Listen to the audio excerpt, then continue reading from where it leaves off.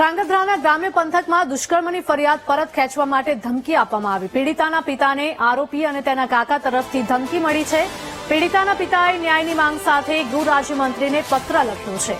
ગત 29મી સપ્ટેમ્બરના રોજ ધ્રાંગધ્રા તાલુકા પોલીસ મથકે ફરિયાદ નોંધાવી હતી। ફરિયાદીની સગીર દીકરી પર આરોપીએ દુષ્કર્મ આચર્યું હતું। આરોપીના કાકાએ પીએસઆઈ હોવાની ફરિયાદી પર રોપ જમાવ્યો હતો। મારી નાખવાની ધમકી વારંવાર આપી હોવાનો પણ ફરિયાદીનો આરોપ છે। વર્ષની દીકરીનો બનાવ બન્યો અને કુટીએ કર્યું, રાક્ષસ માએ કુટીએ કર્યું, મુનાજી તેજાજી બારોટ। આ કુટીઓના વિરોધમાં એના કાકા હે પીએસઆઈમાં નોકરી કરે હે અમદાવાદ, અને અમદાવાદ ગુણવંતભાઈ કેશુભાઈ નોકરી કરે હે, અને એને મને સરકારી દવાખાને ધ્રાંગધ્રા ભેગા થયા અને જાનથી મારી નાખવાની ધમકી આપી।